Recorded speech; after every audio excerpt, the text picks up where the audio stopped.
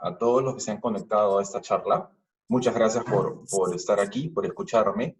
Y vamos a hacer esta clase bastante entretenida, bastante rápida.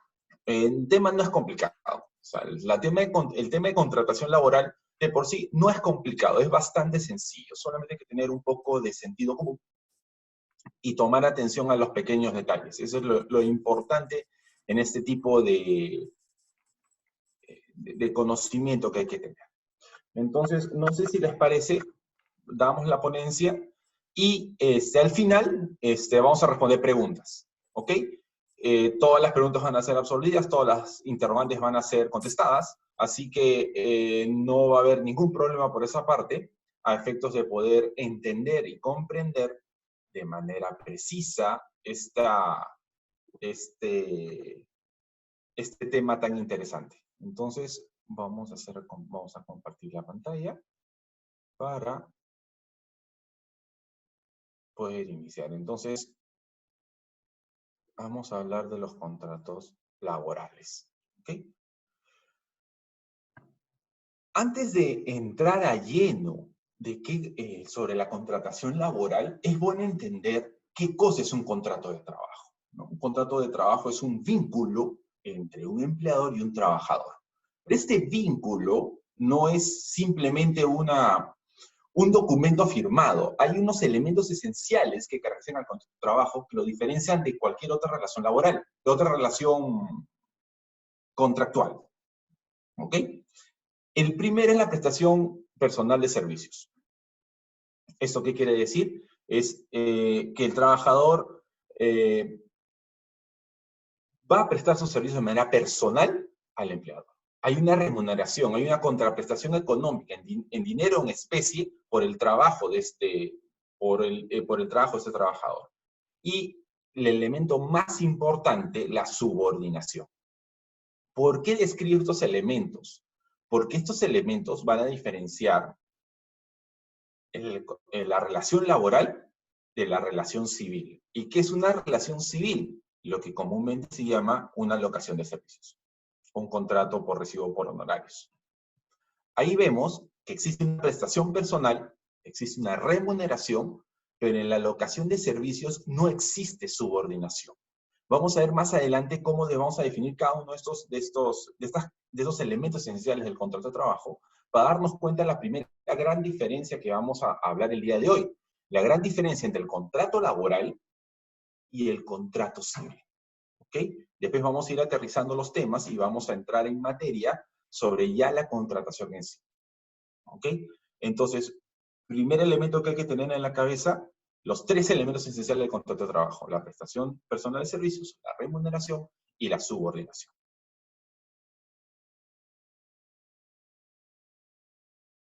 El artículo 4 del texto único ordenado de la Ley de Productividad y Competitividad Laboral 00397-TR del Decreto Legislativo 728 dice que en toda prestación de servicios remunerados y subordinados se presume la existencia de un contrato de trabajo por tiempo indeterminado. Entonces, el primer punto aquí. Si examinamos este artículo de la norma, nos damos cuenta que para la ley todos los contratos son a plazo indeterminado. Porque la norma es clara. En toda prestación de servicios remunerados y subordinados se presume la existencia de un contrato de trabajo por tiempo indeterminado. Ahorita deben estar pensando, pero hay trabajos sujetos a modalidad. Como vamos a ver más adelante, los contratos sujetos a modalidad tienen características especiales, que son una excepción a la regla general. Entonces, siempre los contratos en general, el contrato laboral es indeterminado. En casos especialísimos, que vamos a ver y vamos a describir cada uno de ellos, se puede contratar a un plazo.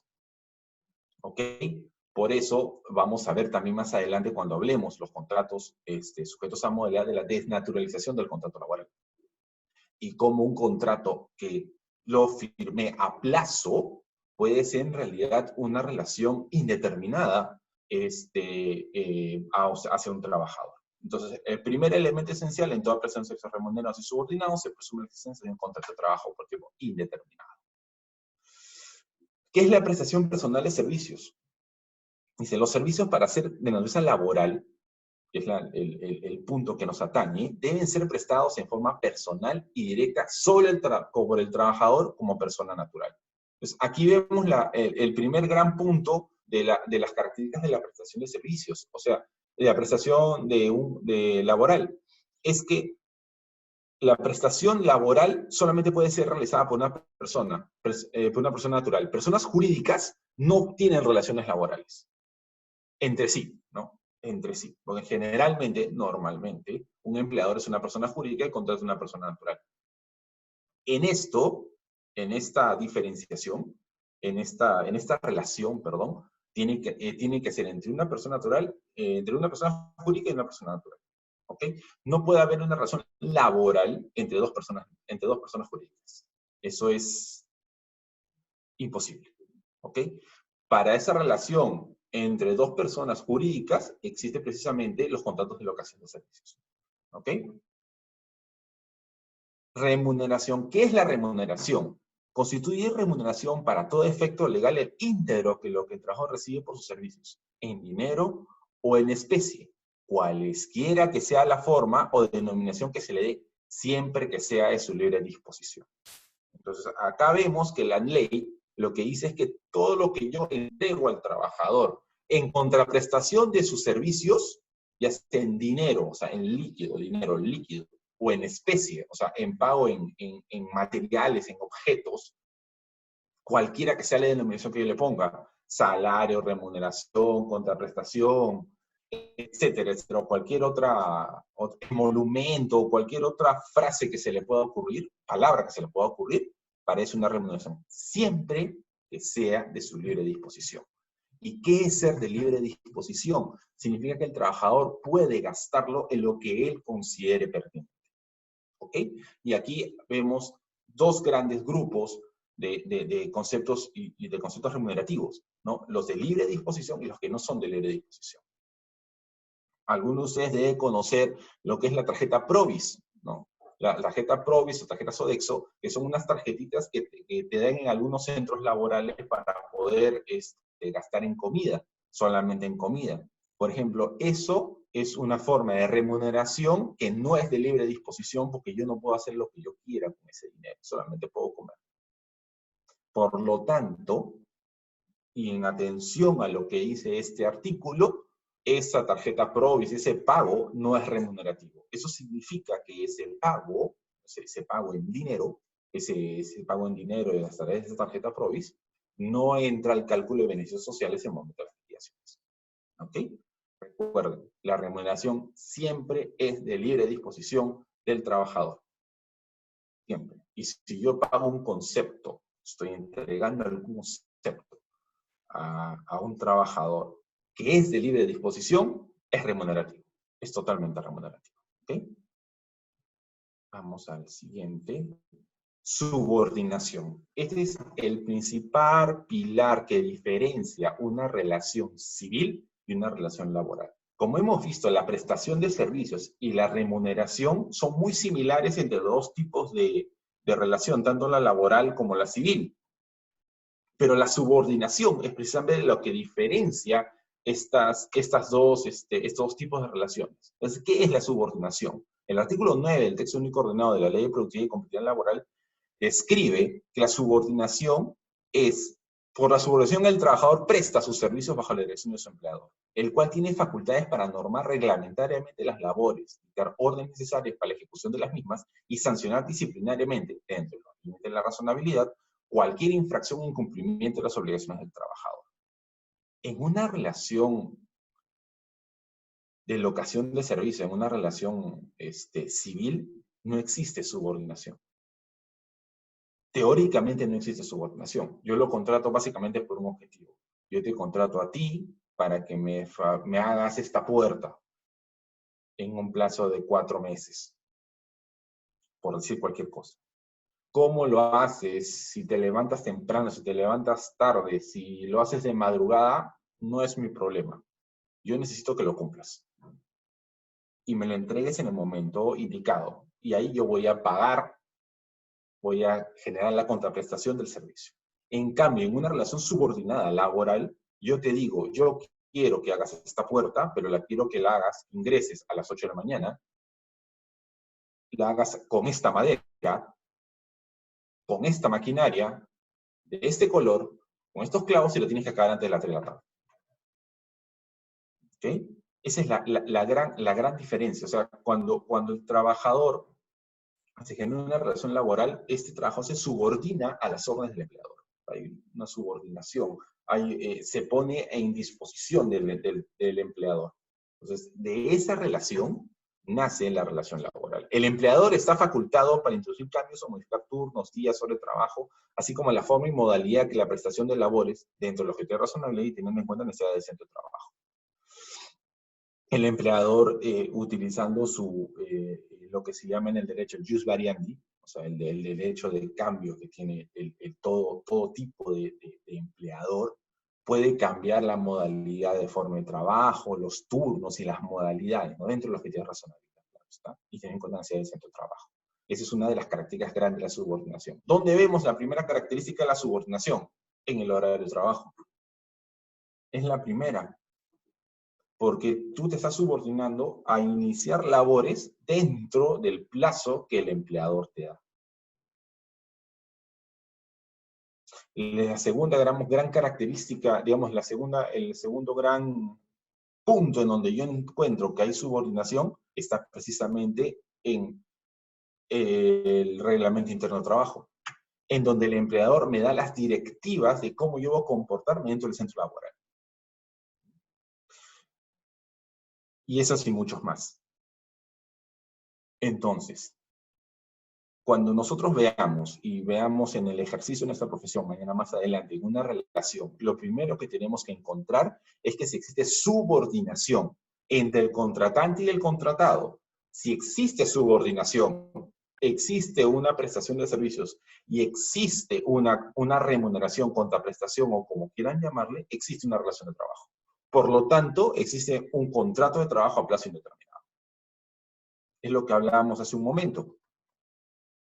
¿Recuerdan estos 3 elementos esenciales del contrato de trabajo? Recuerdan que habíamos hablado de que en toda prestación de servicios remunerados y subordinados se presume la existencia de un contrato de trabajo por tiempo indeterminado. Precisamente es por esta característica del artículo 4 del texto único ordenado de la Ley Productiva y Competitividad Laboral que existe la desregulación de contratos laborales sujetos a modalidad, que vamos a ver más adelante. ¿Ok? Cuando yo encuentro estos 3 elementos en una relación contractual entre una persona jurídica, una persona natural, o una persona natural y otra persona natural, de prestación personal de servicios y subordinación, remuneración y subordinación, existe un contrato de trabajo. ¿Ok? Existe un contrato de trabajo. Entonces,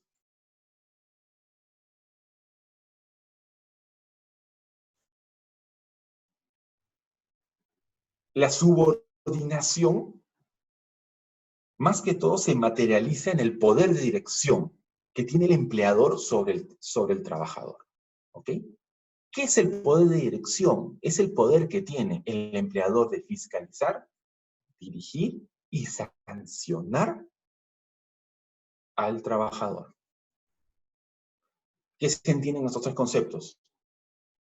Dirigir es ordenar en la forma que el empleador quiere que se lleven a cabo las labores. Tú vas a trabajar en esta máquina, en tal horario, vas a trabajar con tales implementos de seguridad, etc. Yo dirijo. Tantos van a ir a trabajar aquí, tantos por allá, tú vas a trabajar en este puesto, etcétera, etcétera, etcétera. El segundo es fiscalizar. El empleador puede verificar que las órdenes que él ha estado emitiendo se cumplan. Entonces, si yo le digo a este trabajador que tiene que llegar a las 8 de la mañana al centro de trabajo, yo verifico que realmente llega a las 8 de la mañana al centro de trabajo.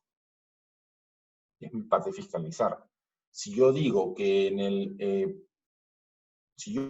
en mi facultad de dirección, yo ordeno que el trabajador debe usar EPPs, elementos de protección personal para realizar el trabajo, mascarillas, ahora que está lo del coronavirus, mascarillas, guantes, caretas, etcétera, yo voy a fiscalizar que realmente los use. Y en la tercera manifestación del poder de dirección está la sanción. El empleador tiene la capacidad de sancionar al trabajador por no cumplir las órdenes que se le ha brindado.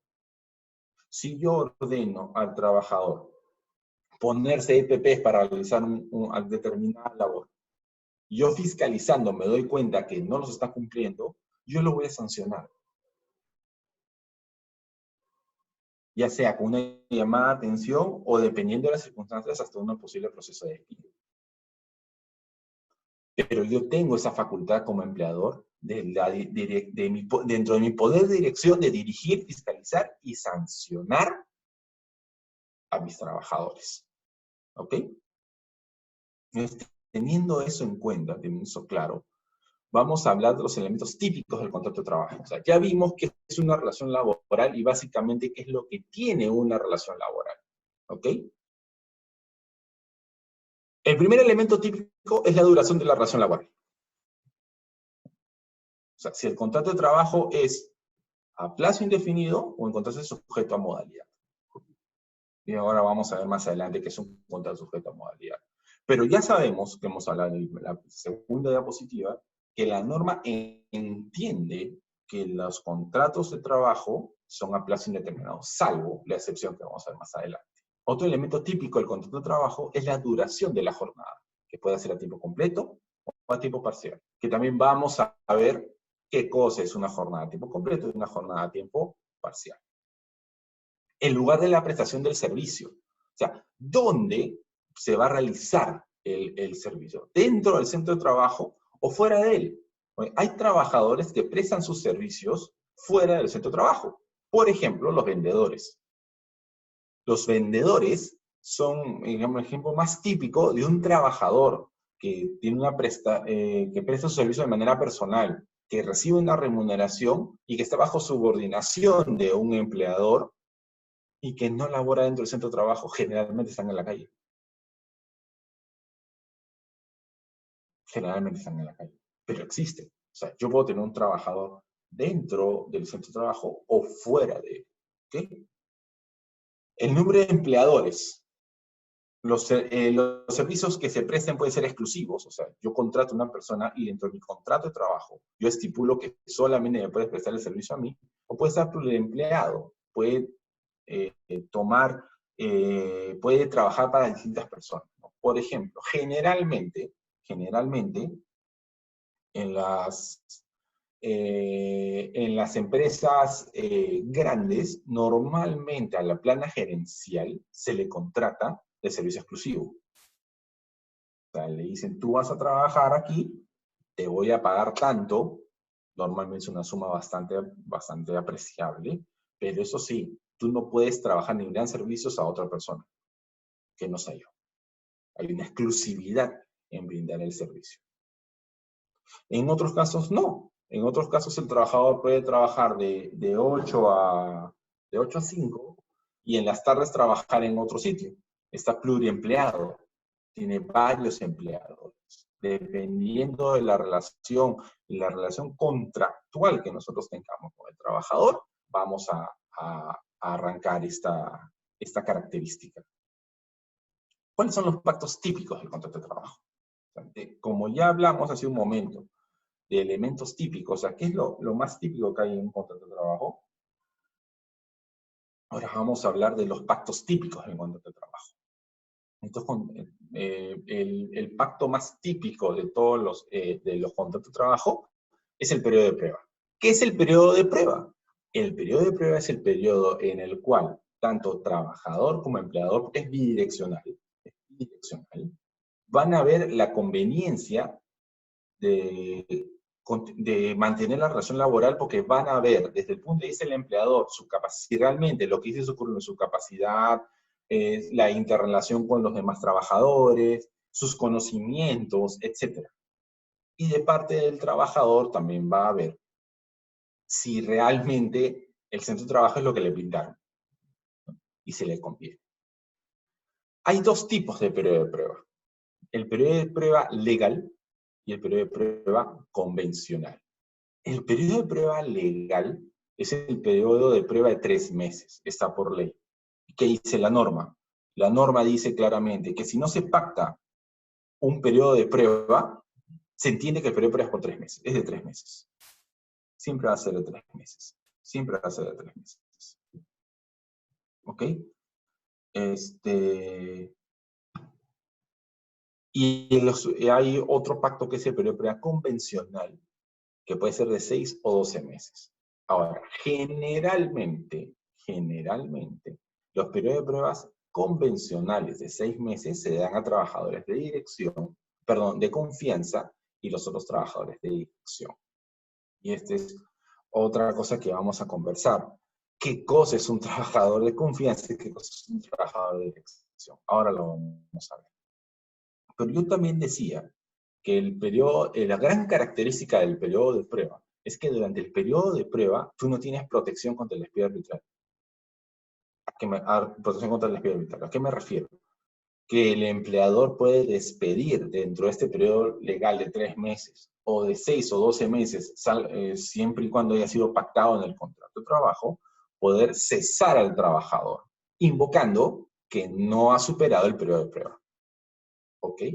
Pero para realizar esto, recuerden siempre, para realizar este cese en periodo de prueba, siempre se le tiene que informar al trabajador que la razón por la cual se está cesando es precisamente porque no ha cumplido el periodo. No lo puedo simplemente sacar porque se me ocurrió a mí y mañana alegar que lo saqué por periodo de prueba. Recordemos, el periodo de prueba legal es de 3 meses, el convencional de 6 y también convencional de 12. Generalmente estos convencionales son para estos dos tipos de trabajadores, para los trabajadores de confianza y los trabajadores de dirección. ¿Qué cosa es un trabajador de confianza? Un trabajador de confianza es aquel que labora en contacto directo con el personal de dirección. Tiene acceso a información reservada y sus informes contribuyen a la formación de decisiones empresariales. Es unas características del trabajador de confianza que están en norma. No cualquier trabajador puede ser de confianza. Muchas veces se cuenta que a todo el mundo lo ponen de confianza por ser una forma fácil de poderlo cesar. Mentira. ¿Por qué? Porque la ley te ordena que si tú nombras a un trabajador de confianza, ese tiene que tener estas 3 características. Labora en contacto directo con el personal de dirección. Vamos a ver quién es. Tiene acceso a información reservada. O sea, el acceso a la información que el trabajador obtiene en el devenir de su trabajo es reservada. Tienen las características de ser muy importante para el desarrollo de la empresa. ¿Ok? Y sus decisiones contribuyen a la formación de decisiones empresariales.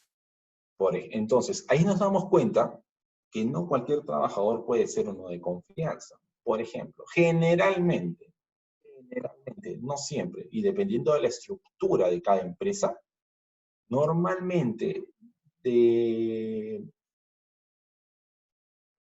coordinadores para arriba, generalmente de coordinadores para arriba, suelen ser de confianza. ¿Por qué? Porque los coordinadores suelen laborar en contacto directo con personal de dirección, tienen acceso a información reservada y contribuyen a formación de decisiones empresariales. Uno de más abajo, de más bajo rango, digamos, un analista, un practicante, un subanalista, etcétera, normalmente no labora en contacto directo personal con el personal de dirección. ¿Y qué es un personal de dirección? Es aquel que ejerce la representación general del empleador. Tiene funciones de administración y control y es responsable del resultado del negocio. Generalmente, los gerentes. O sea, no hay un ejemplo más claro de un personal de dirección que un gerente. Porque él tiene una representación general del empleador. El gerente de finanzas, el gerente de administración, el gerente legal, el gerente general. Sus funciones son de administración y control. Es lo que se dedica es a gestionar a todo un área, gestionar y controlar que esa área cumpla con los objetivos específicos. Y los resultados del negocio son responsabilidad directamente. ¿Okay? Ahora, hay que tener en cuenta que para nombrar a un trabajador de confianza, porque normalmente los trabajadores de dirección están por contrato, tú tienes que informarle al trabajador que ha sido designado como trabajador de confianza. Y él eventualmente podría rechazar esa confianza. Podría decir, no, quiero ser trabajador de confianza. Ok, eso es lo que la norma dice. respecto a los trabajadores de confianza y de dirección. Contratación directa de personal. Ahora vamos a hablar de la contratación directa de personal. Y acá es lo que estábamos hablando desde el principio. El contrato de trabajo se divide básicamente en tres grandes grupos. Los trabajadores a plazo indeterminado, los trabajadores a plazo fijo y los trabajadores de tiempo parcial. ¿Okay? Un trabajador a plazo indeterminado es aquel trabajador cuyo plazo de contractual no tiene fin, entre comillas no tiene fin, pues es indeterminado. Un trabajador a plazo fijo es un trabajador que guarda las tres características que habíamos descrito, pero que tiene una fecha de término del contrato, porque la causal, que vamos a llamar causa objetiva, la causa objetiva de contratación está vinculada a una de las excepciones de normas que vamos a ver más adelante. Y los trabajadores de tipo parcial son aquellos trabajadores que trabajan a mitad de jornada, y vamos a ver que ellos tienen unas características especiales. ¿Ok?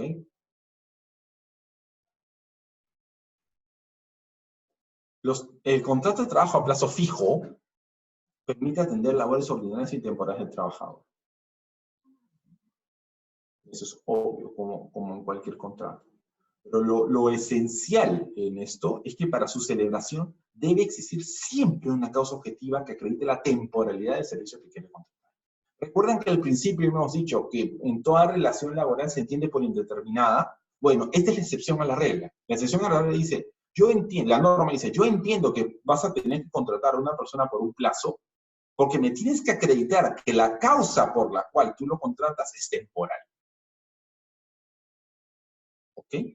Es temporal. No es solamente que tú lo contrates por contratar o desnaturalices una relación laboral, lo que vamos a ver dentro de un momento.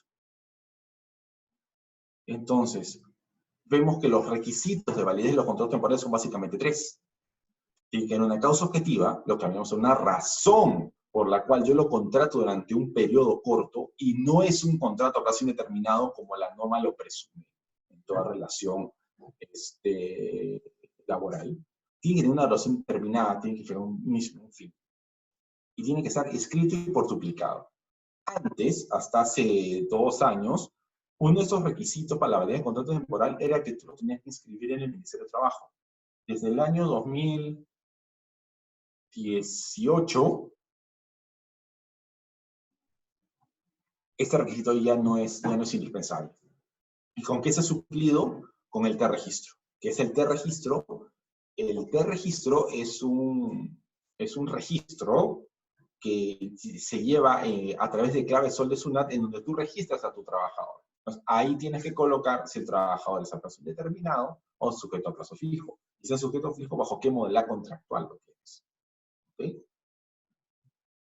¿Bajo qué modalidad contractual lo tienes? Entonces, aquí en esta pantalla vemos, y creo que la pantalla más importante de toda esta exposición, es los tipos de contrato a plazo fijo. ¿Ok? Básicamente son tres grandes grupos: los temporales, los accidentales y los de obra o servicio. El primero de todos, como la modalidad es inicio o incremento de actividad. La base legal, el artículo 56 de la Ley de Competitividad y Productividad Laboral, o 76 del reglamento.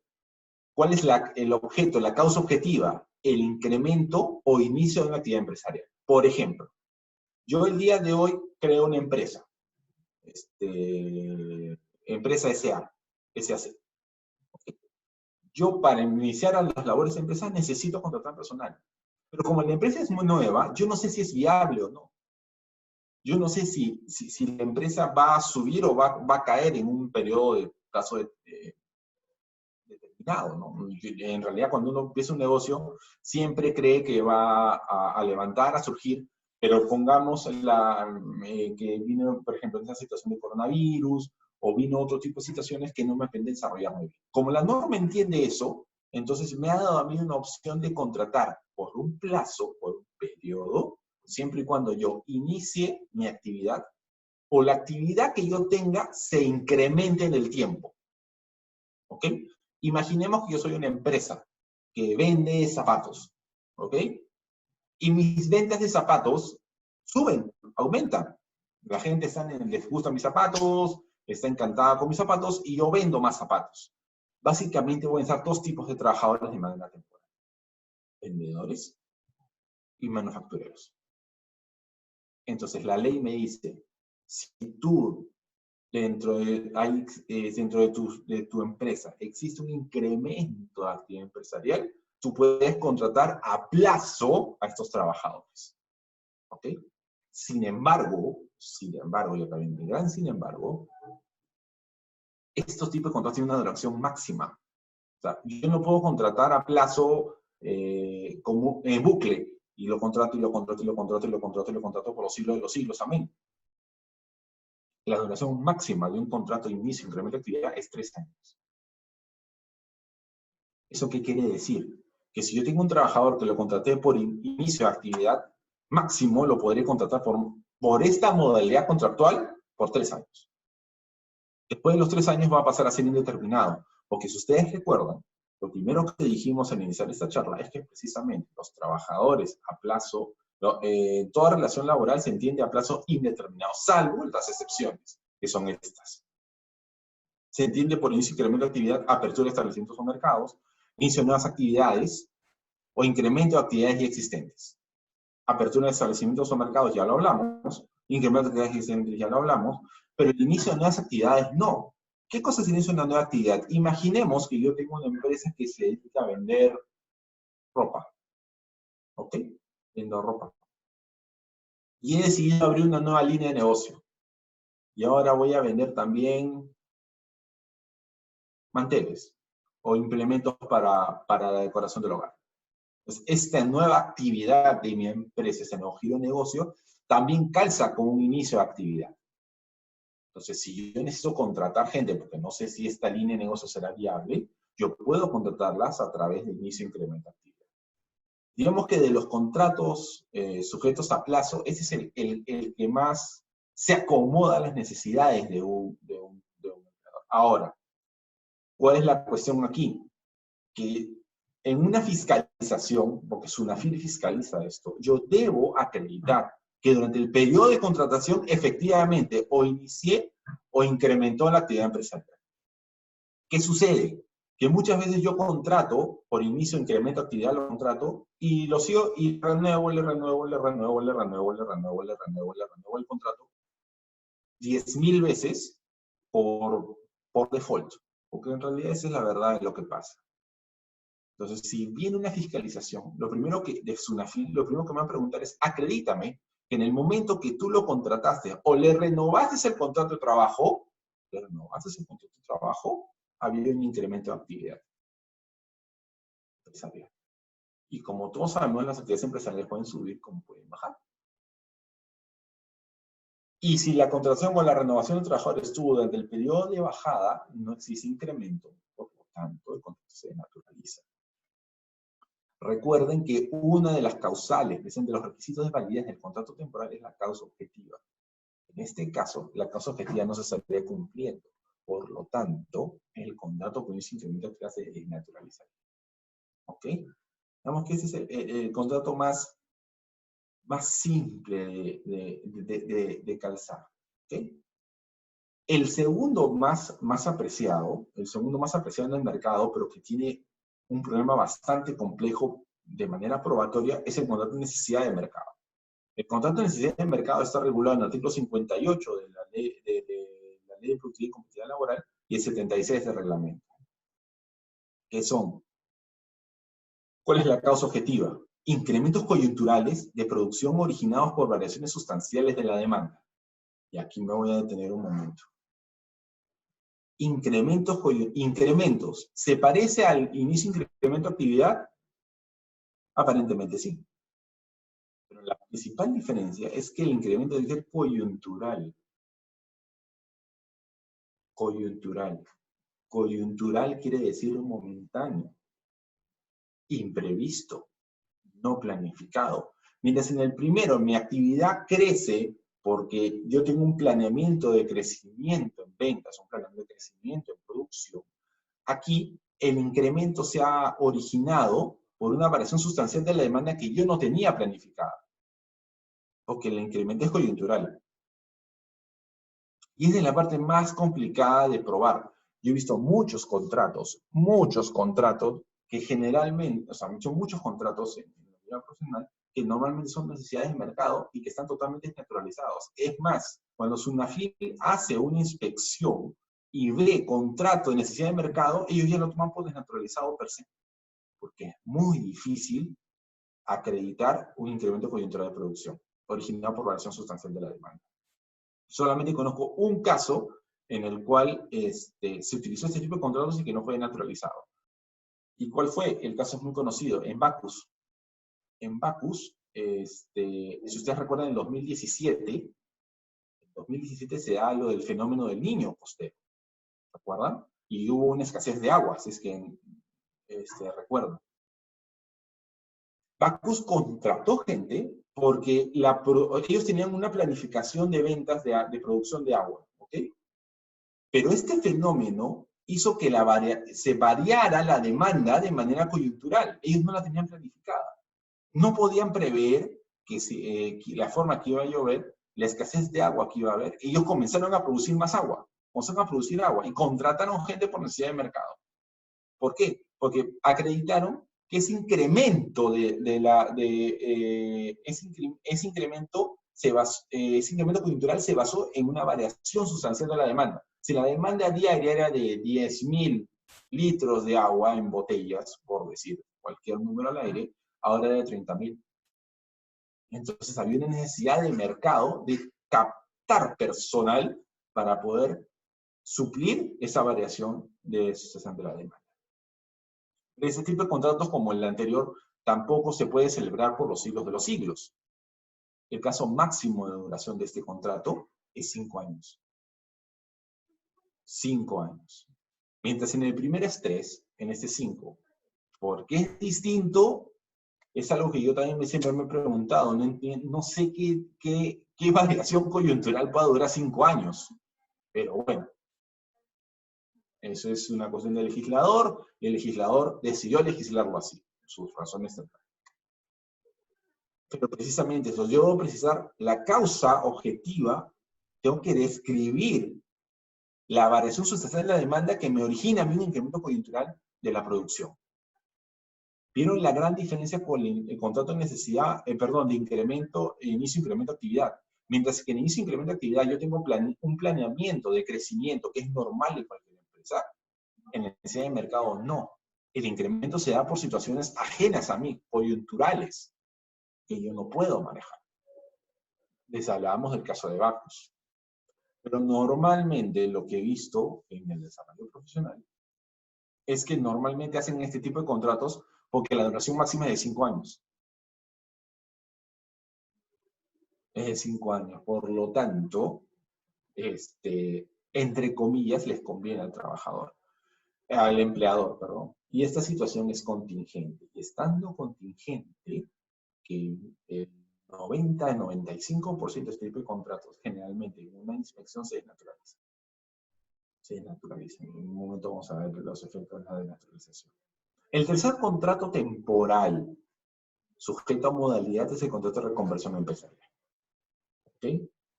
Que es en el artículo 59 de la Ley de Competitividad y Productividad Laboral y 76 del reglamento también. ¿Cuál es la causa objetiva del contrato de reconversión empresarial? Sustitución, ampliación o modificación de actividades empresariales. ¿Ok? Sustitución, ampliación o modificación de actividades empresariales. La duración máxima de este tipo de contratos es 2 años. Yo solamente puedo generar contratos de reconversión empresarial por 2 años. Y la consideración que yo debo tener para generar este tipo de contratos es que tienen que existir variaciones de carácter tecnológico y de procedimientos productivos y administrativos para yo contratar por reconversión empresarial. Imaginemos esto.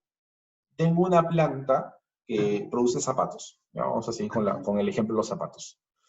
Y en esa planta de producción de zapatos tengo una línea de trabajadores que trabajan a mano. Cosiendo zapatos, poniendo agujetas, poniendo suelas, etc. Imaginemos que yo lo que hago es contratar nuevo personal porque he comprado nueva maquinaria, he comprado robots. ¿Ya?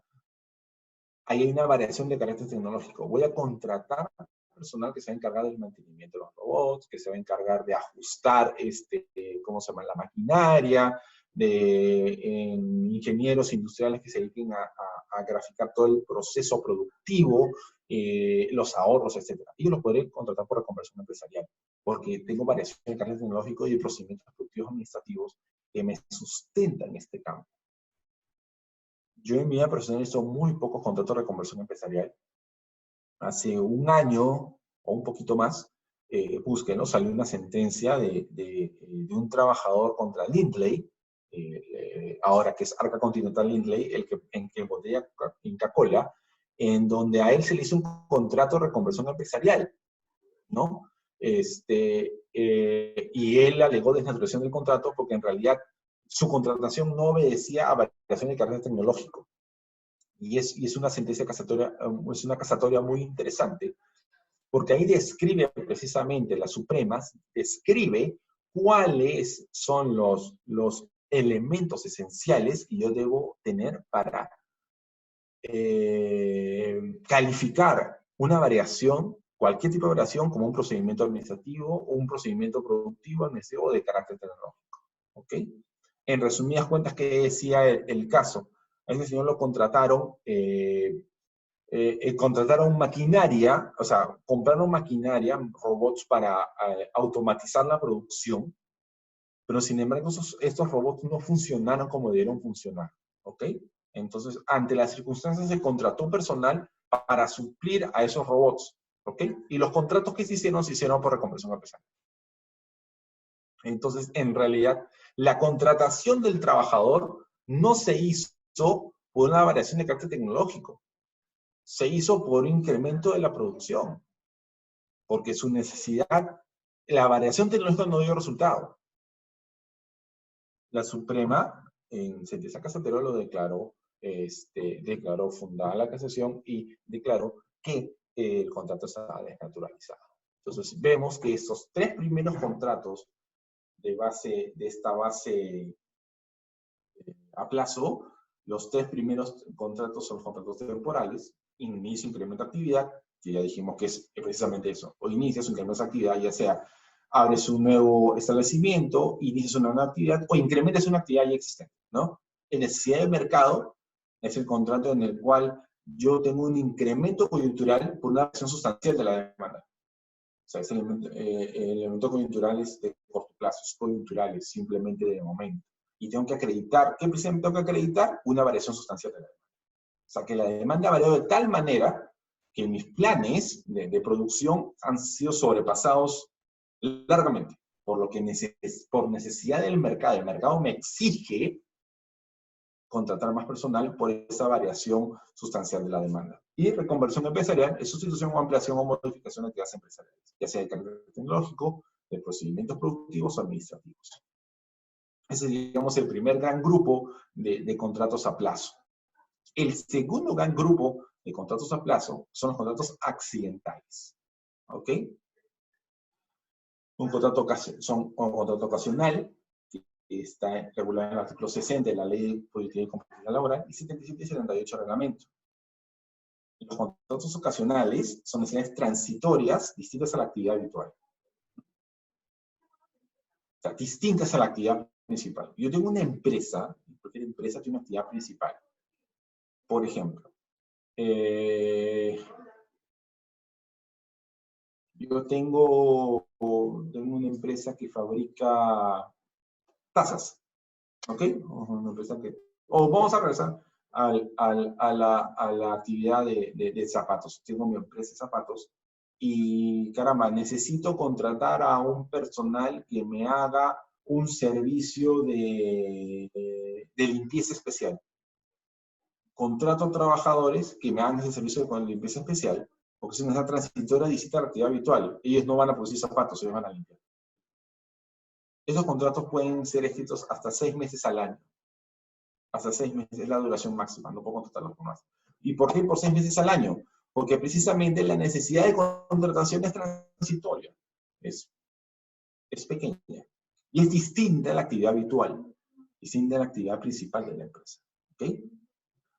El contrato de suplencia, que es el contrato más conocido de este tipo de contratos accidentales, está regulado en el artículo 61 de la Ley de Productividad y Competitividad Laboral, 7738 del reglamento, que es una sustitución de un trabajador estable con un vínculo suspendido. ¿Okay? A ver, tengo un trabajador a plazo indeterminado y que por ciertas circunstancias no puede continuar trabajando. ¿Ok?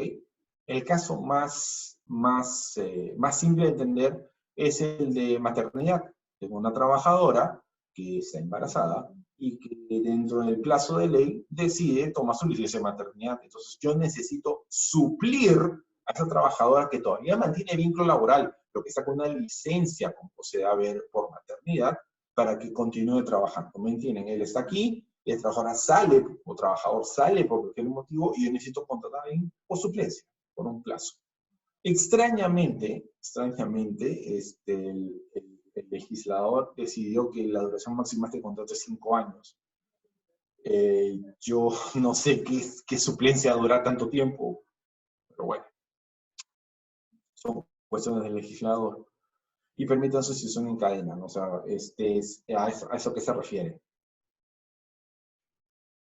Si el trabajador, digamos que el trabajador tiene una licencia de 60 días, vamos a poner un plazo, o licencia por maternidad, que son 94 días, pero decide tomar vacaciones que tenía, entonces, ¿cómo se llama? Yo podré ampliar ese contrato por suplencia mientras el principal no se reincorpora. Entonces, la principal causa de naturalización de ese tipo de contratos es que muchas veces el trabajador, digamos, el trabajador que salió, que está con el vínculo suspendido, volvió, y los dos trabajadores, tanto el suplente como el titular, trabajan al mismo tiempo. El contrato de suplencia se naturaliza, ¿no? El tercer contrato accidental es el contrato de emergencia. ¿Okay? Está regulado en el artículo 62 de la Ley de Productividad y Competitividad Laboral, 7738 reglamento, que habla básicamente de casos fortuitos, fuerza mayor, ¿no? ¿Qué son casos fortuitos, fuerza mayor? Eventos inevitables, irresistibles e imprevisibles. Son eventos que yo necesito contratar porque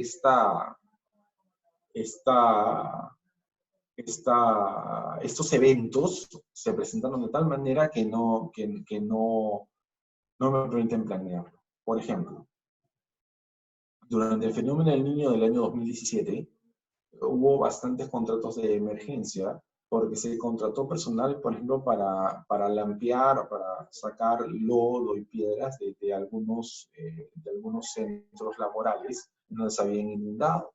Entonces los contrataron de emergencia por caso fortuito, fuerza mayor. O sea, es algo que era inevitable, irresistente, imprevisible. Yo no pude planear que Ríos iba a meter a mi empresa. Ese no lo pude resistir, o sea, no pude hacer nada para evitarlo, y fue inevitable porque no puedo ir contra la naturaleza. ¿Ok? Esos contratos de emergencia tienen que ser necesariamente por caso fortuito, fuerza mayor. Y el tercer gran grupo de contratos laborales sujetos a modalidad son los contratos de obra o servicio, que siguen también en tres: servicio específico, regulado en el artículo 63 de la Ley de Competitividad y Productividad Laboral, 7980 reglamento. Son contratos de servicio con objeto previamente establecido y duración determinada. Parece un poco raro, un poco extraño, pero ¿eso a qué se refiere? Ese tipo de contratos generalmente son contratos que están vinculados con la construcción. O sea, por ejemplo, yo tengo un contrato para construir un edificio, ¿ok? Y yo necesito contratar gente para edificar ese edificio, ¿ok? Entonces yo contrato a este obrero, a este ingeniero, a este arquitecto por servicio específico. Eso quiere decir que su contrato está estrictamente vinculado a la obra principal que tenemos.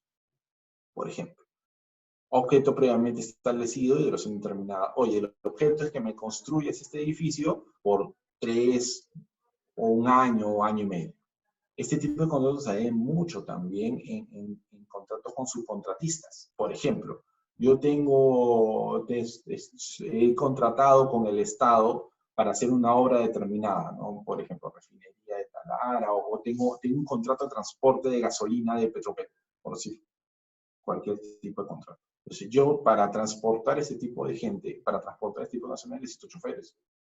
Entonces, yo contrato a ese chofer porque tiene un contrato principal que tiene un objeto previamente establecido, que es el transporte, y de duración determinada. Este contrato con Petroperú va a durar 2 o 3 años. Entonces, yo lo contrato mientras dure este contrato. Esa característica especial es cuando el contrato principal desaparece, el contrato de servicio también, porque el objeto previamente establecido, que era el contrato, está vinculado al contrato laboral. ¿Okay? En ese tipo de contratos se debe especificar si es un contrato de obra o de servicio. ¿Qué quiere decir? Si es que lo voy a contratar para una obra o un servicio específico determinado. ¿Okay? El contrato de intermitencia. El contrato de intermitencia está regulado en el artículo 64 y 66 de la Ley de Productividad y Competitividad Laboral, 79 y 80 reglamento. Es el contrato donde existen actividades discontinuas de ejecución irregular, permanentes y discontinuas. Y acá viene el primer gran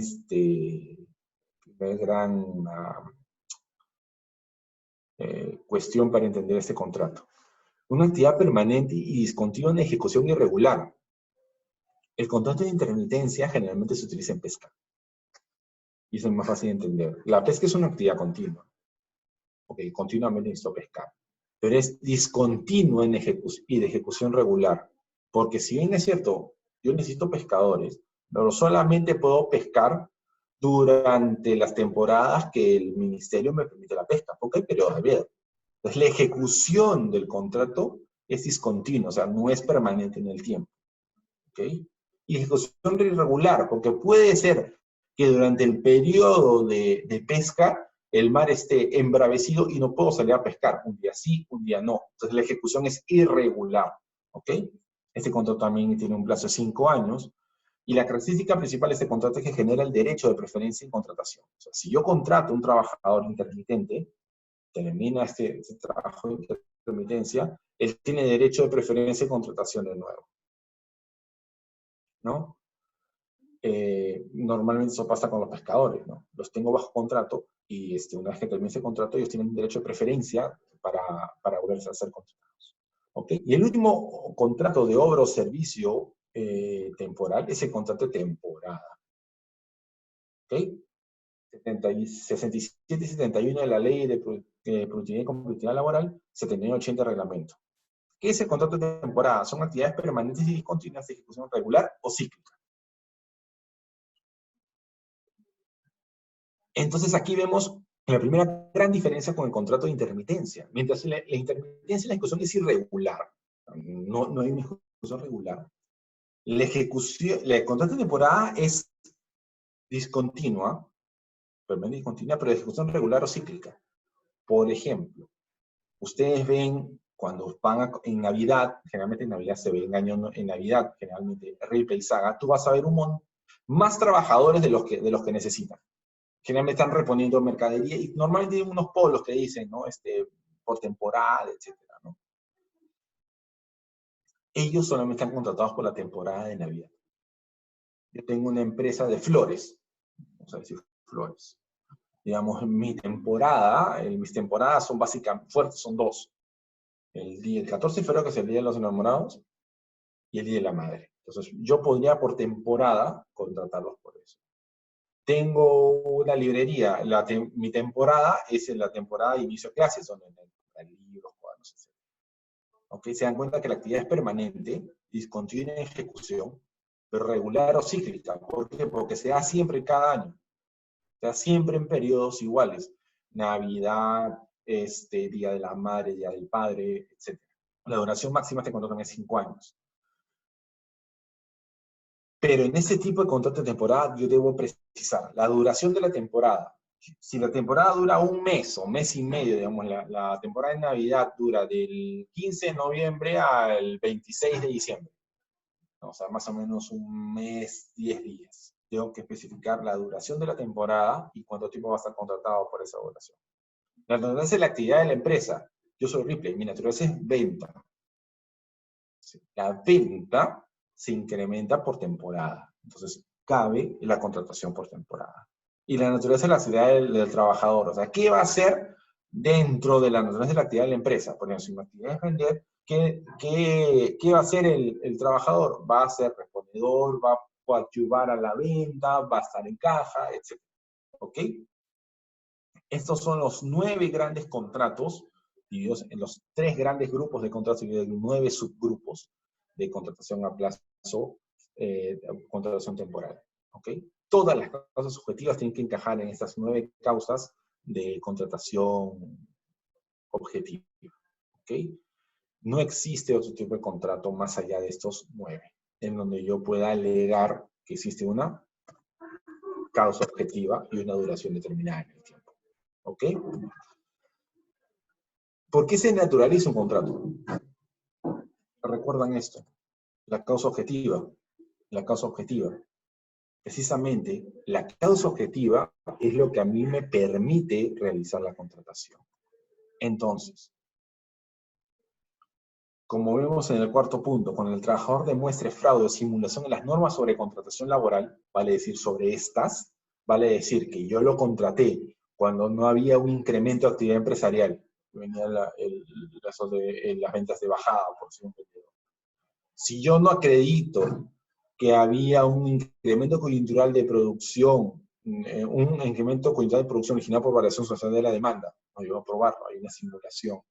Cuando no llego a probar o no puedo acreditar que la contratación se debía a una ampliación o modificación de actividad empresarial por una variación de carácter tecnológico, no puedo contratar por reconocimiento empresarial, o contrato ocasional, contrato de suplencia, contrato de emergencia, un contrato de temporada, por ejemplo, yo contrato por el contrato de temporada por Navidad y se queda trabajando hasta marzo. Entonces, ahí hay una simulación o fraude a las normas de contratación laboral, esas casos objetivos. La principal causa de naturalización del contrato laboral es que el trabajador continúe laborando después de la fecha de vencimiento del plazo del contrato o después de las prórrogas que exceden el límite máximo permitido. Si ustedes ven en este cuadro, hay una duración máxima, que es esta de aquí. Si yo tengo un trabajador por incremento de actividad 4 años, ese contrato ya está desnaturalizado, porque el plazo máximo de contratación es 3. Si yo contrato al trabajador, digamos, por 6 meses o 3 meses, que es lo más habitual, y él continúa trabajando y no renuevo el contrato, porque recuerden ustedes que los contratos temporales tienen que estar por escrito, se desnaturalizan. Por lo tanto, es un contrato a plazo indeterminado. ¿Ok? Si es un contrato de obra servicios, el trabajador continúa laborando luego de concluir la obra en materia de contrato. Lo que les hablaba hace un ratito. Si yo te contrato a ti para construir un edificio, y yo termino de construir el edificio, y el trabajador sigue trabajando para mí, ese contrato de obra o servicio se desnaturaliza. Si yo tengo un contrato de transporte de petróleo de Petroperú, yo contrato a choferes para manejar los camiones, ese contrato expira y yo sigo trabajando con el mismo contrato y le sigo renovando por obra de servicio, ese contrato se naturaliza. En el caso de que trabajando de suplencia, si el trabajador continúa laborando después que el titular se reincorpora. O sea, si el titular del puesto se reincorpora y sigue laborando, esa suplencia, se dan cuenta que la causa objetiva de lo que va a reemplazar al primero, ya desaparece porque el primero ya llegó.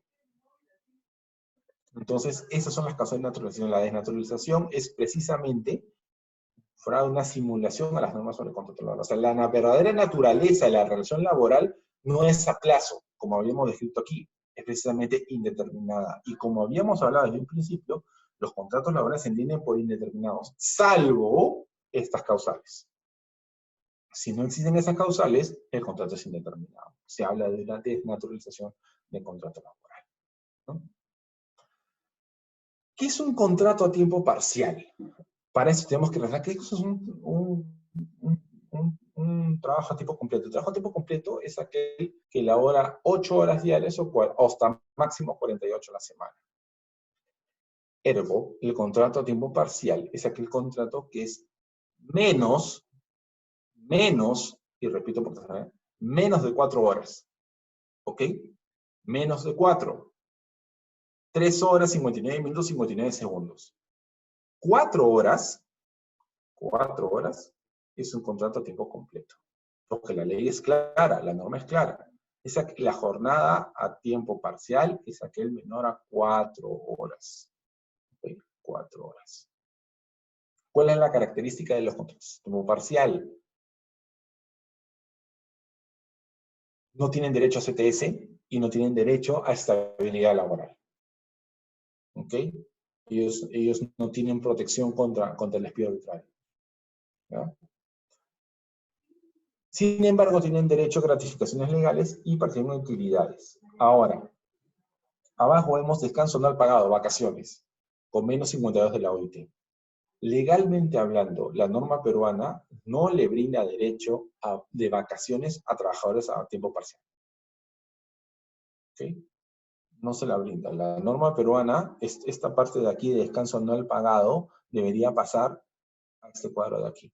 Sin embargo, en el Perú es firmante del convenio 52 de la OIT, en donde dice que los trabajadores a tiempo parcial deberían tener por lo menos 6 días de vacaciones de descanso remunerados al año, pagados. Entonces, por extensión de la norma, por extensión de este convenio, los contratos a tiempo parcial tendrían, y lo pongo en condicional porque yo soy de la idea que la norma peruana no se las otorga, descanso anual pagado por el convenio 52 de la OIT. ¿Ok? El artículo 12 del decreto supremo 001 es R, que es el reglamento de la ley de supervisión del trabajo, el reglamento de la ley de competitividad y productividad laboral, dice que se considera cumplir el requisito de 4 horas diarias, o sea, 4 horas, en caso que la jornada laboral del trabajador divida entre 5 o 6, de resultado menor, un resultado no menor a 4. ¿A qué se refiere? Digamos que un trabajador, en estricto, si somos estrictos, si yo trabajo menos de 4 horas, lo primero que no puede hacer un trabajador a tiempo parcial es horas extras. Porque si haría horas extras en su jornada menor a 4, si no es horas extras, hace 5, hace 6, hace 7, se convierte en un trabajador a tiempo completo, con todos los derechos que esto irroga, sobre todo la protección contra el despido arbitrario y la compensación por tiempo de servicios. Sin embargo, van a haber ocasiones en que trabaje un poco más, pero al día siguiente no trabaje o trabaje mucho menos. Entonces, la norma especifica que si yo sumo las horas trabajadas, laboradas por el trabajador, y las divido entre 5 o 6 según corresponda, y este 5 o 6 significa dependiendo de la jornada laboral del trabajador, no de la empresa, del trabajador, su promedio resulta menor a 4. ¿No? Imaginemos que tengo un trabajador que ha trabajado 4, 3, 4, 3, 4, 3, 4, 3, 4, 3 durante 5 días. Lo sumo, lo divido entre 5, me da el resultado 3.9. Entonces, ese trabajador es un trabajador a tiempo parcial. Digamos que 4, 3, 5, 3, 2, 5, 5. Lo sumo, lo divido entre 6, vamos a poner el caso. Me da 4 o 4.1, es un trabajador a tiempo completo.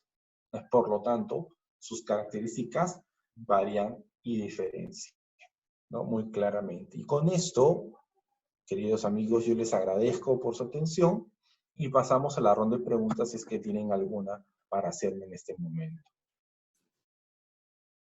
Bien, ¿alguno de los participantes que desean realizar alguna pregunta? Pueden hacer la opción de levantar la mano o escribirlo por el grupo de chat. Bien, tenemos uno de Catherine del Pino. Catherine, te vamos a habilitar. No quiero. Sí, Catherine.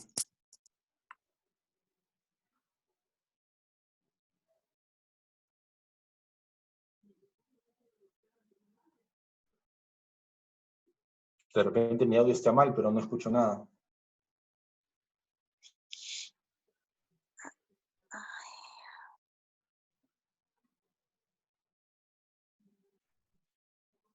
Bueno, no sé qué pasó.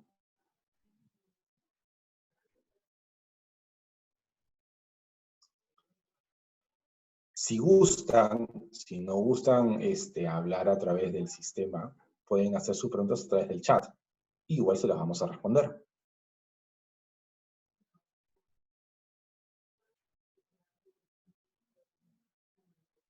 Me ha hecho una pregunta por WhatsApp. Me dicen, pasado el año del horario de lactancia, ¿puede el empleador restringir este horario de lactancia? O en todo caso, ¿cuánto sería el tiempo otorgado por el empleador para que la madre pueda utilizar el horario de lactancia pasado el año? No, es que una vez que terminó el plazo de lactancia ya no tienes derecho a lactancia. Entonces, a veces algunos empleadores lo que hacen es les exceden el beneficio, pero no es lo que es obligación es hacerlo durante el primer año durante el primer año del niño. Tiene derecho a lactancia. Después de ese plazo ya no tiene derecho la trabajadora a llegar a una hora tarde o salir una hora antes para asumir su derecho a lactancia. Algunas empresas, como digo, les extienden ese derecho, ¿no? Les extienden ese derecho por una cuestión de ellos, una cuestión de los propios trabajadores, ¿no? Pero no es obligatorio una vez que concluye el año de lactancia. Nicolás Ventura nos hace una pregunta. Dice, doctor, buenas noches. ¿Cuáles son los nuevos protocolos para un contrato ante COVID-19? A ver, los contratos no se alteran. ¿Okay? Los contratos laborales siguen siendo los mismos. Lo que hay es parámetros específicos para tratar la relación laboral dentro del centro de trabajo para evitar la propagación del COVID. Ahora, estos protocolos, dependiendo de la actividad y de la fase en que se encuentra la empresa, podrán ser, tienen que ser autorizados por el PRODUCE y inscritos en el SICOVID, que es el sistema que ha colocado el Estado para poder regular esto, ¿no? Básicamente, los protocolos lo que te dan son parámetros que tú tienes que cumplir en cuestión de seguridad y salud en el trabajo, ¿no? No hay no es que hay un contrato especial. No hay ningún contrato especial. Los contratos siguen siendo los mismos, solamente que tus trabajadores tienen que adecuarse a los protocolos. Por ejemplo, yo tengo un trabajador que es un repartidor, un delivery, y caramba, el trabajador ahora va a tener que usar guantes, no se puede acercar, va a tener que poner su bandejita con su sillita, poner ahí, no puede tener contacto físico, etcétera, etcétera, etcétera, ¿no?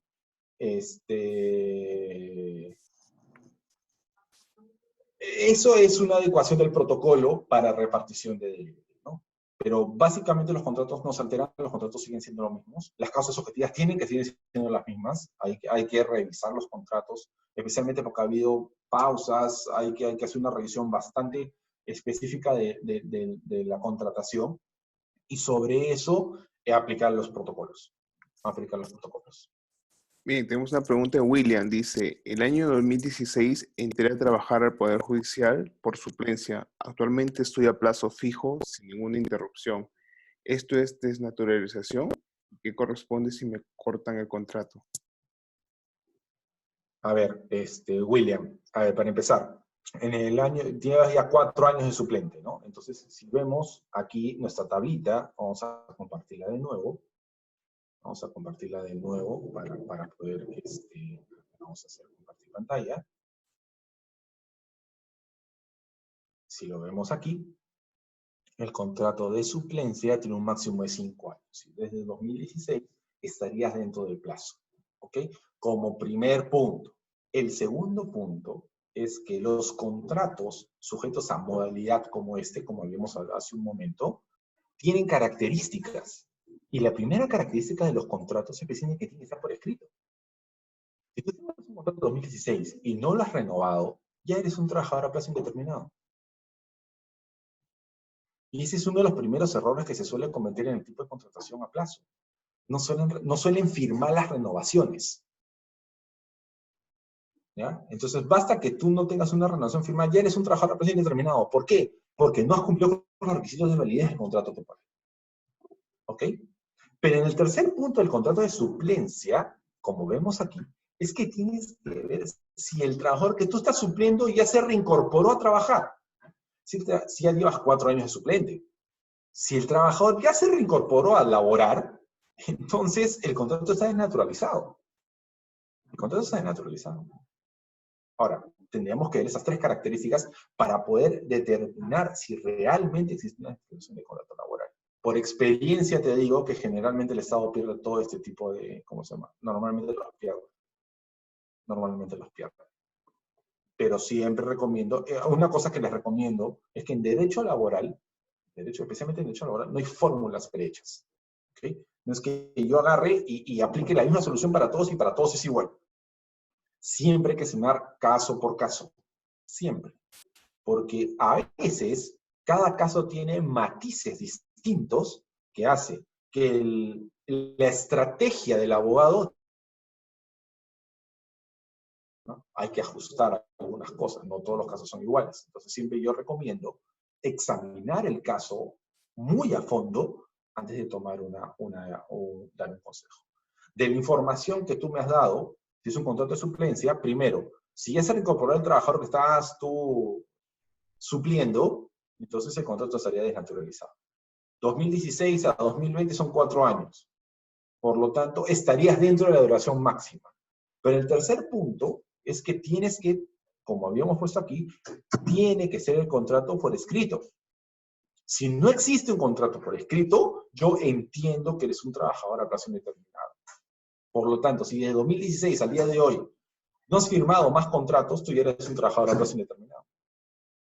Porque la ley lo especifica así. No sé si hay otra pregunta. Sí, tenemos una de Johnny Cueva que dice, buenas noches, doctor.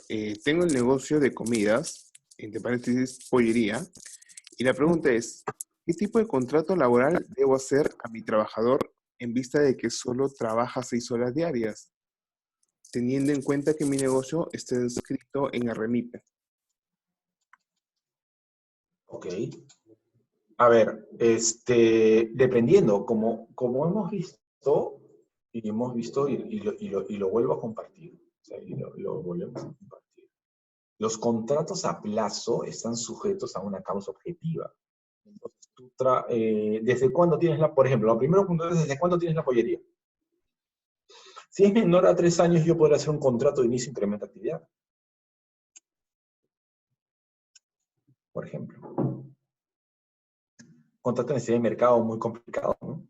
Tendría que yo probar el incremento coyuntural de producción originado por razones sustanciales de la demanda. Pero por la estructura de la pregunta, yo entiendo que ya lo tienes contratado. Entonces, él ya es un trabajador a plazo indeterminado. Entonces, ahora, la norma especifica, y gracias por la pregunta, que si yo tengo un trabajador a plazo indeterminado y lo quiero convertir en determinado, tiene que pasar un año. O sea, yo no lo puedo cortar de indeterminado, inmediatamente pasarlo a indeterminado y pasarlo a determinado, inmediatamente. La ley me pide un año de diferencia. En cambio, si yo tengo un trabajador a plazo y lo quiero volver indeterminado, se puede hacer de manera continua. ¿Ok? Entonces, por la estructura de la pregunta, entiendo que tú ya lo tienes contratado. Ya lo tienes contratado. Entonces, él ya sería un trabajador a plazo indeterminado, per se. Ahora, veo que tú estás escrito en el REMIPE. Mira, en el REMIPE, REMIPE es el registro de micro y pequeñas empresas. No necesitas escribir el contrato en el Ministerio de Trabajo. Lo que necesitas hacer es en el PLAME, porque tú debes declarar PLAME, supongo que declaras PLAME, en el PLAME tienes que declarar que ese trabajador está en el REMIPE, ¿no? Ahora, vamos a acordarnos aquí, no lo hemos tocado porque no era tema, pero las microempresas tienen algunas ventajas laborales respecto a los tipos de contratación. Entonces, ellos, por ejemplo, la microempresa no paga CTS. No paga CTS y solamente otorga 15 días de vacaciones al año y gratificaciones por 15 días, nada más. O sea, medio sueldo, no un sueldo completo. Entonces, Esa es la cuestión de fondo. O sea, primero hay que ver desde cuándo lo contrataste, ¿no? Y si ya lo contrataste hace tiempo, bueno, te comento que ya tienes un trabajador a plazo indeterminado. Bien, No sé si hay otra pregunta. sí, Johnny también nos pregunta, ¿cómo escribe un contrato laboral en el Ministerio de Trabajo o se puede Bueno, escribir el contrato vía virtual? bueno, como le dije, él tiene, ya no se inscribe en el Ministerio de Trabajo, los contratos REMIPE se declaran a través del PLAME, al T-Registro. En el T-Registro tú declaras que, como en tu registro declaras, con tu clave SOL tú declaras que eres un MIPE, entonces los contratos tienen que ser tipo MIPE, es más, tú lo declaras así en tu T-Registro. Bien, tenemos una pregunta de Ruth Díaz. Eh, ¿Cuál de las modalidades contractuales se adecuaría? Los contratos CAS confianza, ejemplo, cuando el Poder Judicial implementa un plan piloto, ¿cuáles serían los derechos que se adquieren bajo esta modalidad?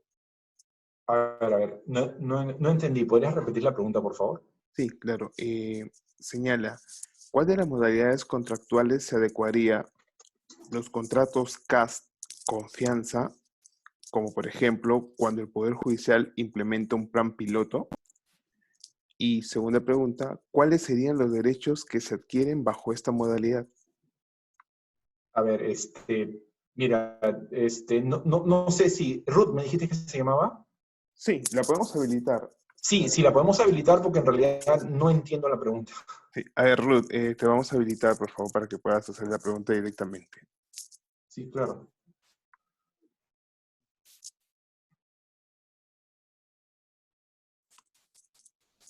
A ver, ya. Ruth, puedes hacerle tu pregunta al ponente. Sí, buenas noches, doctor. Bueno, Hola, buenas noches, Ruth, ¿cómo estás? doctor, mi pregunta era, en algunas hay modalidades de contrato CAS confianza, entonces yo quería saber en cuál de los tipos de modalidades encajaría ese tipo de contrato y cuáles son los derechos que se adquieren bajo esa modalidad de contrato, o sea, bajo el El CAS con- confianza. Es que el contrato CAS es eso, un contrato CAS. Es un contrato CAS administrativo de confianza. servicios. O sea, Ujú. como hemos dicho hace un momento, o sea, independientemente del título que le pongas, hay que ver si realmente el trabajador es de confianza. Como habíamos descrito en líneas en nuestra charla hace un momento, o sea, ¿quiénes son trabajadores de confianza? Los trabajadores de confianza son aquellos que elaboran en contacto directo con el personal de dirección. Habría que ver si este contrato CAS realmente, el trabajador CAS labora directamente con un contrato personal de dirección. Si tienen acceso a información reservada y si contribuyen a la formación de decisiones empresariales. Eso es un trabajador de confianza. Si no reúne esas tres características, por más que yo le ponga el mote de confianza encima, no es un trabajador de confianza en sí. ¿Ok? Ujú. Los derechos que tiene todo trabajador en una modalidad CAS. Ahora, yo creo que tu pregunta va destinada a saber si es que como trabajador de confianza yo tengo alguna prerrogativa extra a cualquier otro trabajador. Normalmente no, ¿ok? Generalmente, y digo generalmente porque no siempre se da así, los trabajadores de confianza son sujetos a no fiscalización inmediata. ¿A eso qué significa en español? Significa que al ser de confianza, como labora en contacto directo con personal de dirección, y generalmente labora en contacto directo con personal de dirección, ese trabajador, la fiscalización que se le da de manera directa, recuerden el poder de dirección que habíamos hablado hace un momento, el de fiscalizar, el de controlar su trabajo, no se da de manera directa. Por lo tanto, generalmente eso se manifiesta con un trabajador que no tiene horario de trabajo. Normalmente no tiene horario de trabajo. ¿Ya? Normalmente es así. No siempre un trabajador de confianza necesariamente es un trabajador no sujeto a fiscalización inmediata. No siempre. Hay algunos casos de trabajadores de confianza que no son sujetos a que son sujetos a fiscalización inmediata y cumplen horario de trabajo. ¿No? Pero en otro caso, los trabajadores, los mismos derechos que tiene cualquier otro trabajador. Gracias, doctor. No, a ti por la pregunta. Bien, tenemos otra pregunta de María Martínez que señala, los contratos intermitentes tienen una característica especial? ¿Cuál es la discontinuidad? ¿Qué sucede con el trabajador que trabajó 4 años continuos? A ver, vamos a poner el cuadro de nuevo para ver, para examinar precisamente este punto. ¿Ok? Contrato de intermitencia. ¿Ok? Vamos a mover esto de aquí. Vamos a ver, contrato de intermitencia. ¿Ok? El contrato de intermitencia es una actividad permanente pero discontinua. O sea que no es permanente. O sea, si bien es cierto es permanente, como habíamos hablado de la actividad de pesca, siempre hay actividad de pesca, pero esto es discontinuo. O sea, no se da seguido. O sea, hay temporadas. ¿Ya? Hay temporadas, hay bloques. ¿Ya? Hay bloques. ¿Ya? Lo que hablaba yo de la actividad de pesca. La actividad de pesca es una actividad permanente. O sea, siempre va a haber pesca. ¿Ok? Es discontinua en el tiempo porque no siempre se va a ejecutar, o sea, las temporadas no son una pasada del otro, hay temporadas, hay vedas. Entonces, por ejemplo, tú puedes pescar de enero a junio y de ahí una veda de junio a octubre. Entonces, la ejecución, la actividad es permanente en el tiempo, pero discontinua, o sea, no tiene una continuidad. ¿Ok? Esa es la principal característica. Habría que determinar si la actividad en sí, en su naturaleza, es discontinua. El ejemplo más claro es la actividad de pesca. O sea, la actividad de pesca, si bien es cierto, es permanente en el tiempo. Es discontinua por su propia naturaleza, ¿no? Por las vedas, etc. Ahora, si trabajó 4 años seguidos, entonces ya no se generaría una actividad discontinua en el tiempo. Fue permanente. Entonces, si es permanente, entonces este contrato está desnaturalizado. Porque recordemos lo que habíamos dicho, o sea, la causa objetiva por la cual yo lo contraté, que es una actividad discontinua en el tiempo, se volvió continua. Por lo tanto, no puede haber un contrato de intermitencia. No existe la intermitencia. La intermitencia precisamente que es intermitente. Sí, no, sí, no. No es intermitencia, son 4 años seguidos. Considero que en ese caso el contrato estaría desnaturalizado. El contrato estaría desnaturalizado. Y tenemos una pregunta de Cintia Godoy. Señala, si una persona trabaja varios años para una empresa sin ningún contrato y es despedido, ¿podrá el trabajador solicitar algún beneficio o compensación? Por supuesto. Pero aquí hay que ver por qué ha sido despedido. Primero, si ha sido despedido con causa justa o sin causa justa. Es lo primero que nos tenemos que preguntar. Por el tenor de la pregunta entiendo que ha sido despedido sin causa justa, ¿no?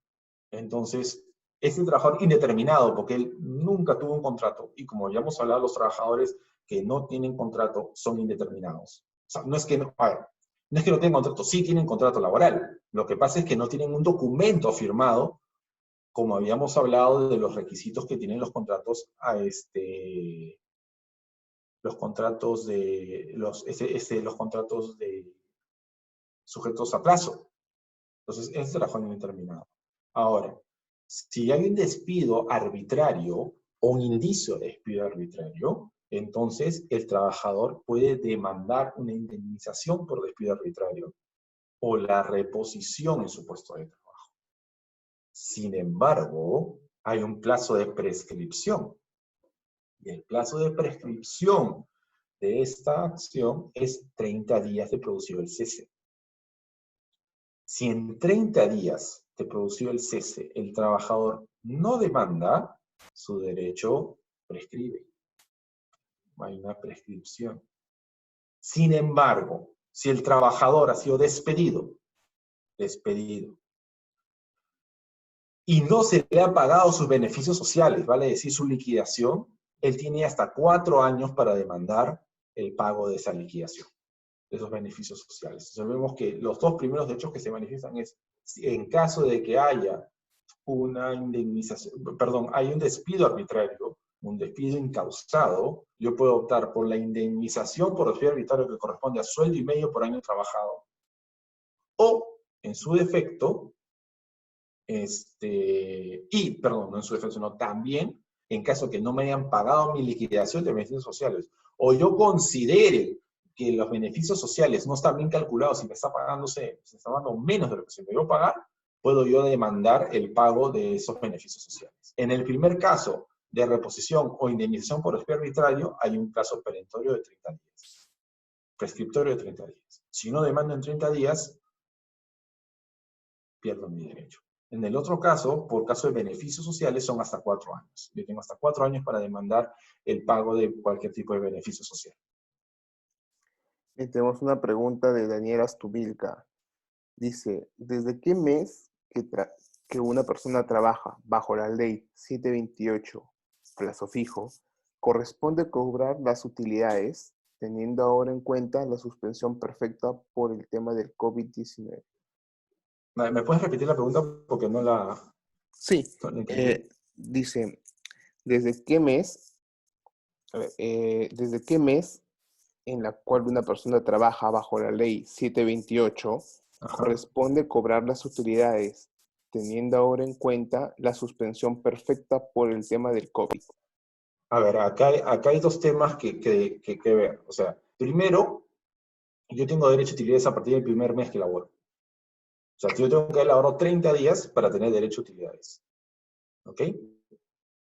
Y las utilidades se pagarán de manera proporcional a los meses que yo he trabajado. Es más, si yo no he laborado 10, 15 días, se van a descontar de esta liquidación.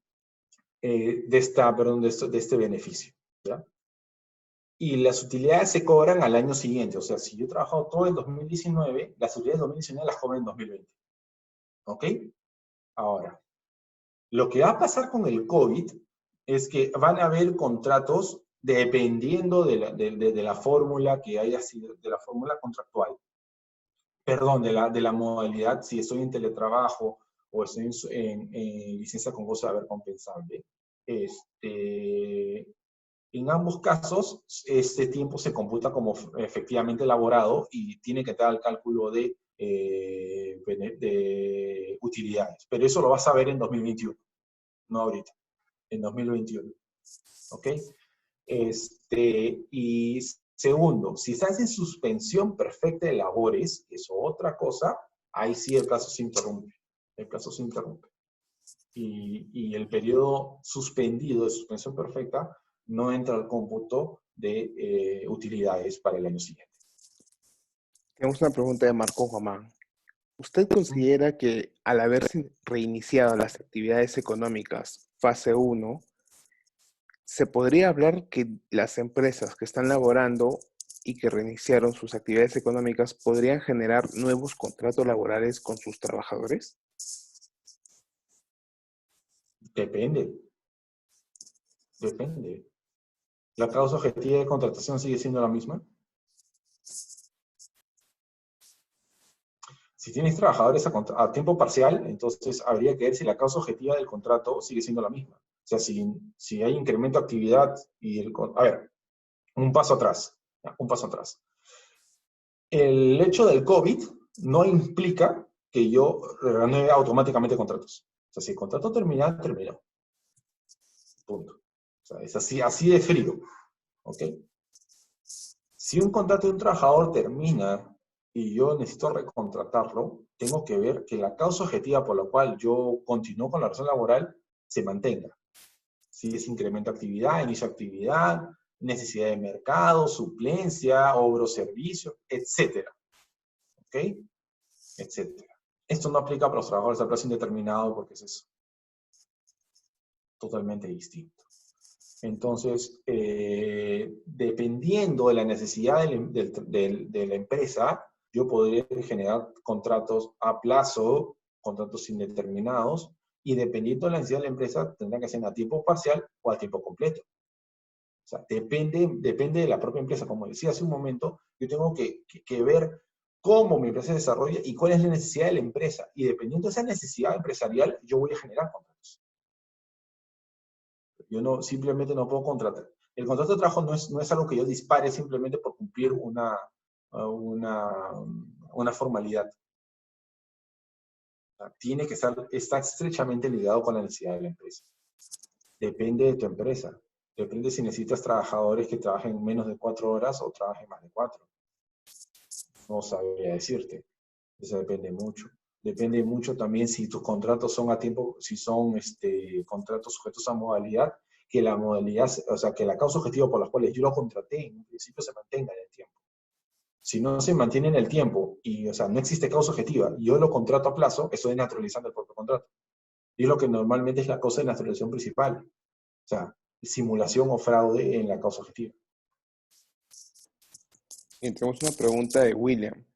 Si un trabajador dentro del periodo de prueba, el empleador lo contrata por 9 meses, pero por motivos del estado de emergencia le cursaron una carta de cese de actividades, ¿qué correspondería cuando la empresa reinicie sus actividades?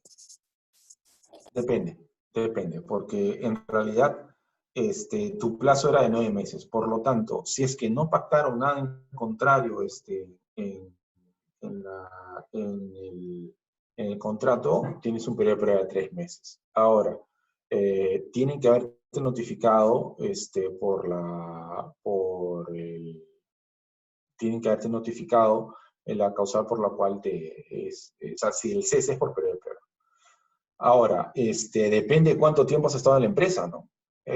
Por ejemplo, si yo he estado, me contrataron, ponte, el 10 de marzo, y el periodo de prueba fue, perdón, el inicio de la cuarentena fue 16, mi argumento de periodo de prueba es blando. No es blando, es casi nulo. Pero si llevo 2 meses en la empresa, y aprovecharon la circunstancia, es muy probable que la causa objetiva, pero la causa por cese sea real, o sea, realmente se está cesando por periodo de prueba. O sea, depende mucho de la circunstancia. Hay empresas que han contratado gente el 14 y el 16 lo cesaron por periodo de prueba, ¿no? Entonces, en realidad nunca trabajó. Entonces, si nunca trabajó, ¿cómo tú puedes determinar que realmente no rinde en el centro de trabajo o que no es idóneo para el puesto? Esa es la gran pregunta, ¿no? Entonces, ahí yo creo que sería un abuso de derecho el utilizar el periodo de prueba.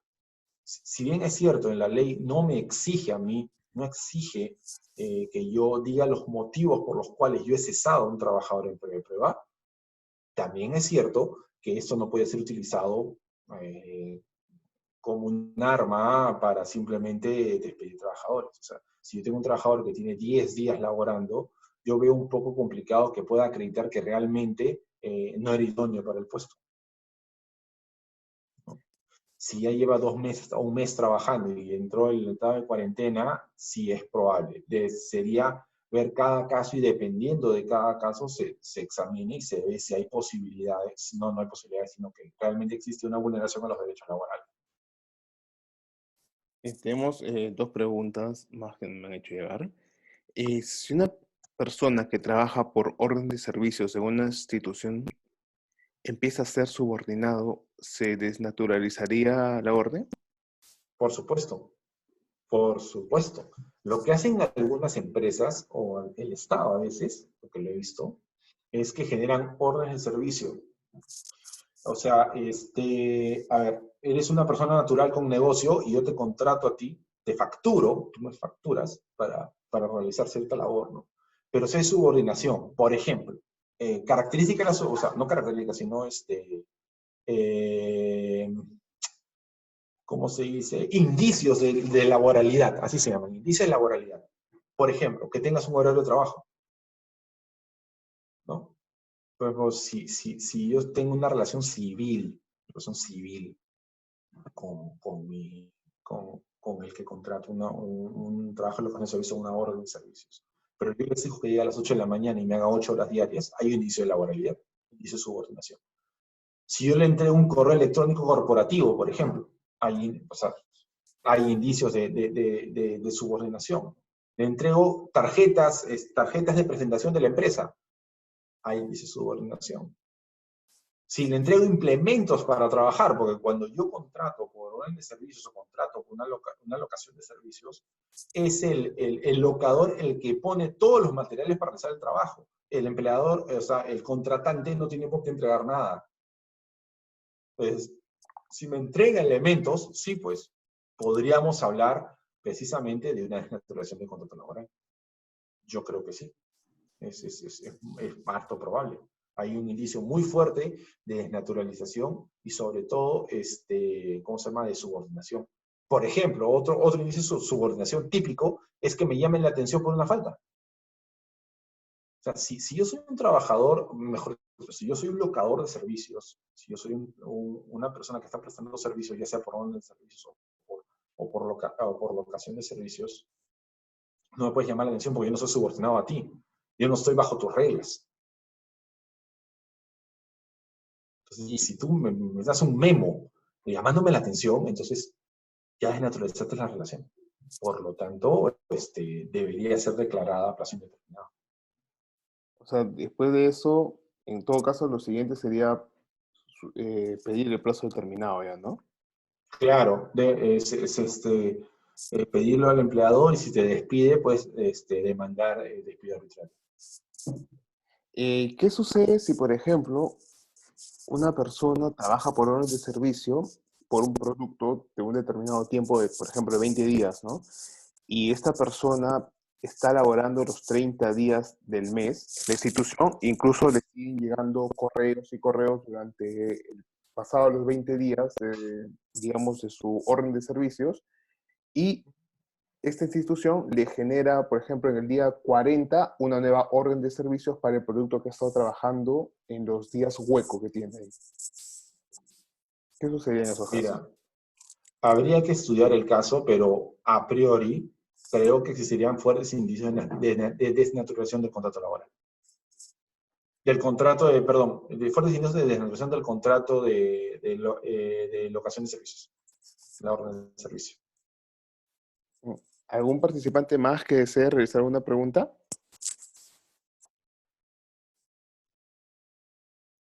Bien, bueno, Jorge, agradecerte por tu tiempo el día de hoy. Muchas gracias por la ponencia, ¿verdad?, sobre el tema de los contratos laborales, que creo que a muchos de los participantes en estos tiempos les ha servido, y sobre todo la explicación que nos has dado. Agradecerte de parte de Cavide y esperando pues de que próximamente te tengamos por acá de nuevo. Muchas No, gracias. agradecerles a ustedes por el tiempo, por la paciencia, por las preguntas, que es lo que más me gusta responder, y nada, a su servicio cuando lo necesiten. Listo, muchísimas gracias, Jorge. Estaremos ya próximamente en contacto.